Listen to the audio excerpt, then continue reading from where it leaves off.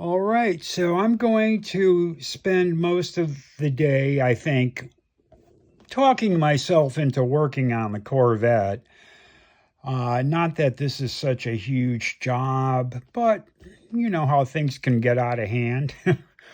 So here I am. I made it another year, and I want to say one thing I really did notice that is funny.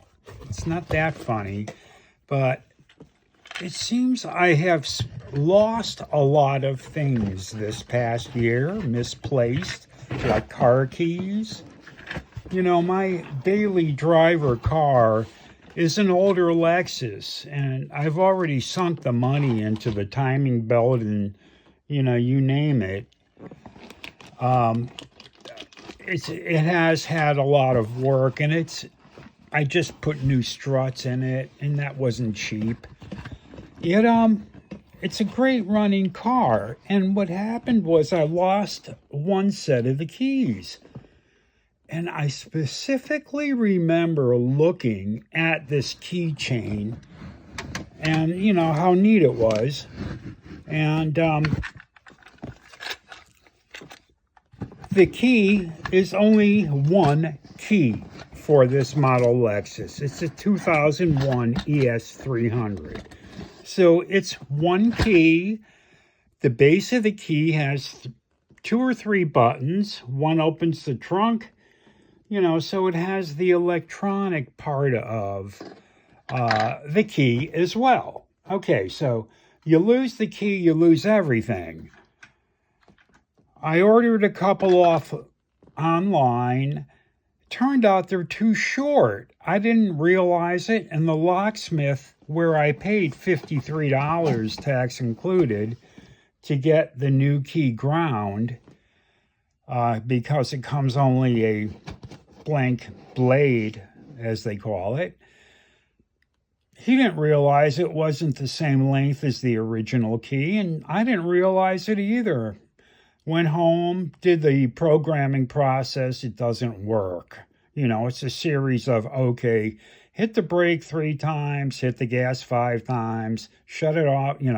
You follow this kind of flow chart. And the other thing I want to mention, the second set I ordered, which were the right length, they give you a QR code that you look at with your phone. And it brings me to a website. Next thing, I'm stupidly giving them a credit card number. And this is to become a member and get the information to program their key, which turned out to be the same company, I think. They had the same customer service rep. Unless it was an AI rep, it could have been. But it was a very friendly one and knew all the questions I was asking. Either way, the procedure was the same between the short key and the long key, but what a hassle. Simple things are becoming very, very difficult. And the idea of just losing the key, I've taxed my mind a million times. Where is it? When did I use it last? I'm starting to think maybe there are pixies, fairies living in the woods, and if I leave out some bread and butter and tea or whatever for them, I'll find the keys and a couple other things I lost. I lost tools for a Gibson guitar, and you can never adjust the truss rod unless you have the right tool by Gibson. And so I sent for 2 or 3 of those. Hopefully not to lose them again. But I found those. And then another one was an umbrella that I lost. I don't really golf, but this beautiful green and white umbrella from Wilby High School, where I used to teach. I did find that, though. That was stuck behind a door.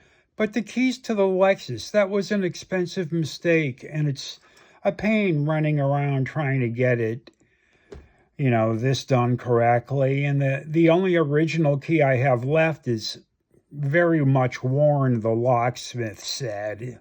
So I've got that to worry about. But it's not that much of a worry. My health could be worse.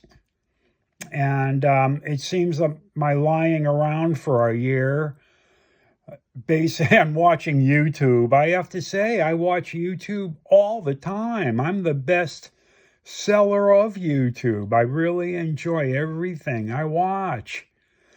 Um, I have to say, even my own channel, I enjoy watching some of the videos.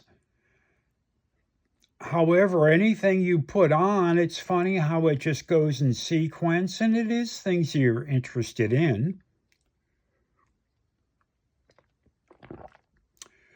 But one thing I want to take this year with me, 72 has always been a good year and meant a good number, rather. The person I bought my Lexus from, their address was 72, where I used to do security work. And I bought that car for a song, going on 10 years ago.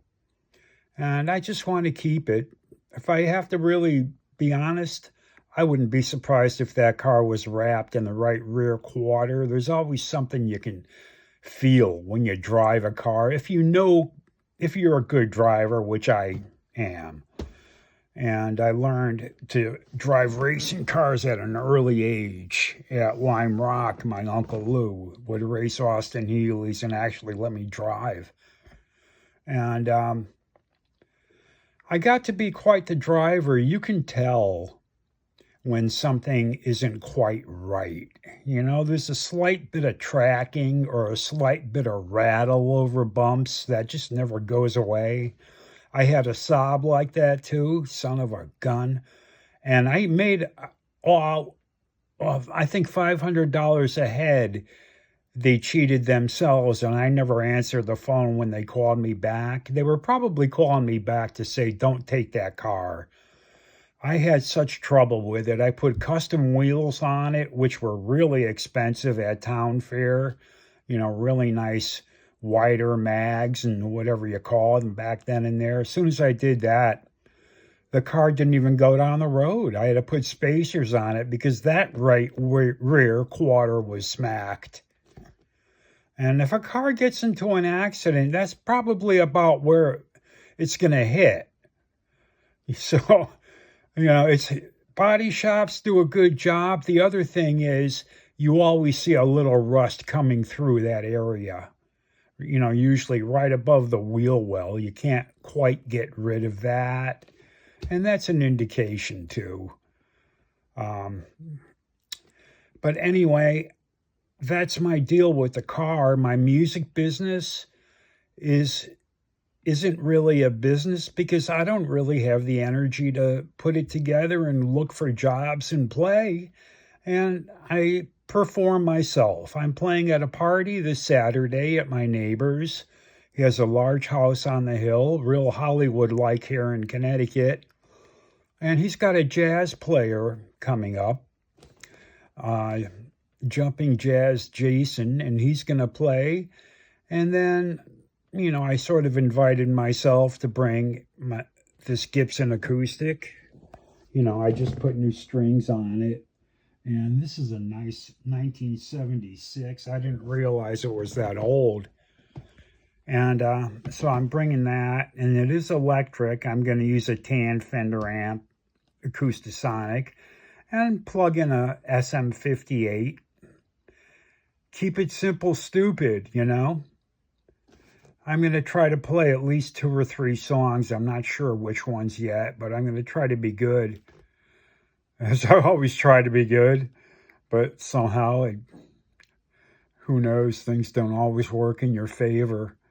I complain about not ever really making it in the music business. And I think about it, it would be nice to have worked more regularly, become more of a household name, whether in acting or in playing or whatever. And then you see the news today and you begin to ask yourself, wow, is it all worth it? These things actually happen in show business? Whoa, Nelly. So I don't know. I guess everything works out for the better. I'm keeping my faith up, and I'm always going to try to make everybody's day a good day, starting with my own. Okay, that's a good one. I'm going to cut it off there. Wish myself a good year, and you guys too. See you later, alligator. Goodbye, all.